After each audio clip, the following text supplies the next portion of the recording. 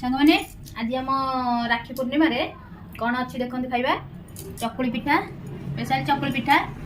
आउ ये हूँ छेना तरकारी आउ मिठा छेना तरकारी आज गोटे खासियत हूँ माने छेना देखला मन खुश हो जाऊँ माने केटे केटे देखिले केड़े केड़े से माने पकेला बेलू तो एडे एडे साइज रा आज बड़ बड़ छेना नहीं मो स्वामी माने साइज माने बढ़िया लगुच माने से दुकान रे बड़ बड़ साइज रे ही छेना हुए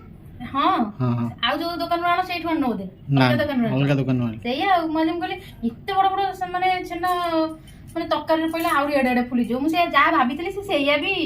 हैला माने छेना देखला मन खुश हो जाउची आ छेना तरकारीटा हमर देखंतु केमती देखा जाउची कोंतु निश्चिंत भल देखा ही जाउथिबो आ टेस्टटा केमिति अछि आमे खाइ किनी कहबो नै सही है कि चकुली पिठा छेना तरकारी